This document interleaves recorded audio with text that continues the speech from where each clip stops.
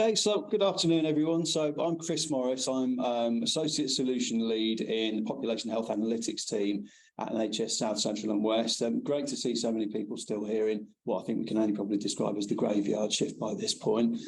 Fortunately, your reward for staying is we're here to be presenting in stereo, which is no help at all to the people on Zoom. I'm sure they just have to imagine how splendid that is. So I'm going to talk briefly about deprivation and how it impacts on how people access healthcare. And thank you. I'm just going to talk very briefly about what we were asked to do, the sort of method as we applied it. As you'll see, it's very simple and straightforward. It's not a statistical analysis, it's purely descriptive stats. What we found from doing that, and then just sort of summarise that to finish off. So a couple of years ago, the Somerset Health and Care System contacted the Population Health Analytics team to work jointly with them to build up, help them build up their understanding of how health inequalities were impacting on people's experiences of their local healthcare system. They had a sort of set of working hypotheses, questions such as how does deprivation affect how people access their healthcare? Are there differences by point of delivery? So, for example, planned versus emergency care, so some themes that I think are sort of iterating across the afternoon. And is there any evidence of pockets of unmet demand? So a starting point for this was to create an enhanced population data set. So we started off with the nationally available personal demographic service data set, PDS, which contains record levels, person level, it's pseudonymized data. So the starting point was then to filter that data to what you might describe as a both registered and resident definition of the population. So people who are registered both to a practice that was deemed to be within that system, but who also lived within what was deemed to be the geographic boundary of that system.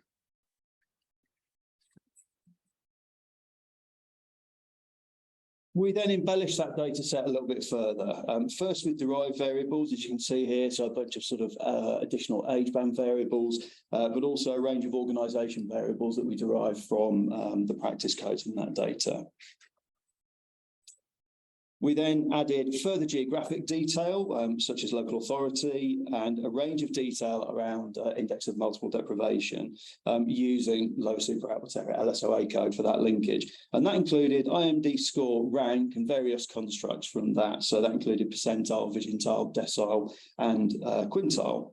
We also constructed two bespoke groupings of those things. First of all, the core 20 group, which everyone in the room, I'm sure, will be familiar with that definition. But also for local reasons, a sort of local variation of that core 30 group. And the reason for doing that was within this particular system, the percentage of their population that fall into the national core 20 is much smaller than 20%. And the system simply wanted us to be looking at a larger group. So their core 30 equates to something like about 20% of their particular population. Step two was to create enhanced activity data sets. So for each of the activity data sets we're interested in, we use the population data set as a filter. If the patient's pseudonym existed in the population data, we were also interested in the records from activity data. If it didn't, we weren't. We then derived a subset of the activity data variables that we felt were likely to be of use to the analysis. So this example is for the A&E data set, and you can see it's got sort of a number of the sort of standard A&E variables that I'm sure, again, you probably mainly be familiar with. And then lastly, we added all the same demographic, geographic, and deprivation detail to each of those data sets, to each record in the activity data set, and replicated that process across all of the different data sets that we're interested in. And the third step was to combine the data to create rates by age band and segment.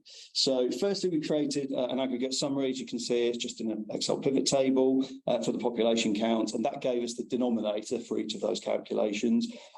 We tried all sorts of permutations, but settled on 10-year age band and core 30 group, because the smallest population, as you can see here in any one cell, is still a little over 1,000. So that's good to avoid that small number variation that you get otherwise, and to avoid the need to do sort of small number suppression as well. And we retained lots of flexibility. You can't really see it in detail there, but you can see the number of variables that are there. And that just gave us the flexibility, if we wanted to go to a much greater level of detail outside of the sort of standard approach that we applied.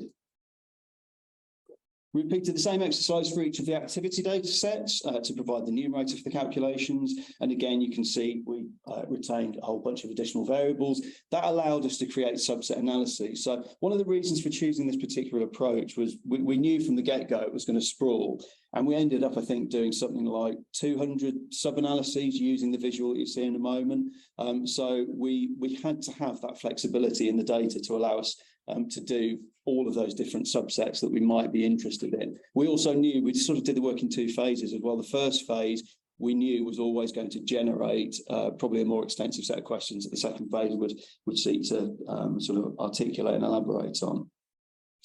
And final step was to combine all of that stuff to create the rates by segment. So it was simply a case of calculating the rates from the combination of those two sources that we've just run through. So, for example, if you look at the figures for the segment age 90 and in the 30% most deprived, just over 1,000 people, generating 694 A&E attendances. It's over the course of 3 years, I should point out. That's a dreadful statistic otherwise. And that combines to create a rate of 649 A&E attendances per 1,000 people over the course of the 3 years that we looked at.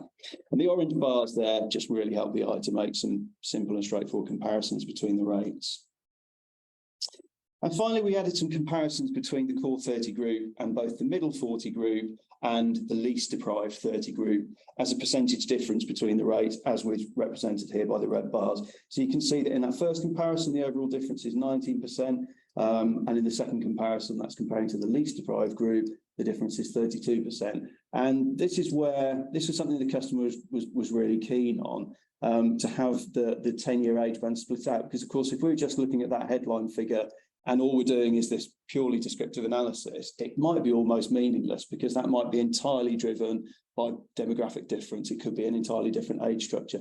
And what these bars give us is some assurance, and this was the case in pretty much all of the analysis, that headline figure is not just being driven by, you know, say 90 plus. It's a pattern that is sort of consistent.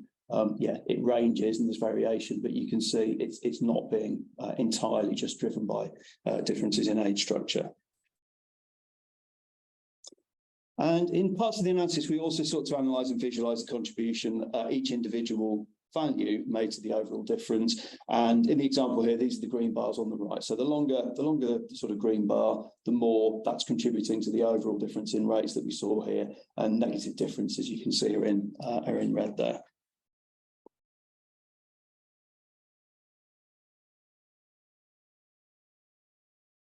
So the analytical approach. So as I've mentioned, the initial work exploded fairly quickly, as I think we knew it would, into something perhaps more expansive. But the flexible nature of how we'd built the data supported it, and we were able to rapidly generate lots and lots of analysis based on the questions that were sort of being fired at us, working iteratively and working very closely with the customer. Some of the headline findings, A&E attendances, the overall rates were around a third higher, and for certain subcategories even higher still. Rates for likely major attendances, those that where people were admitted, transferred or died, was about 50% higher. A&E attendance converting to admission, and rates of self-referred A&E attendances, again, both about a third higher. And rates of people having multiple attendants were much higher, 42% higher for people having between 2 and 5 attendances, 75% higher for those having 6 or more. There wasn't any evidence, as far as we can find, that higher overall rates were driven by being on a waiting list. We did a sort of cross-reference analysis to see whether that was the case. Couldn't find any evidence of that.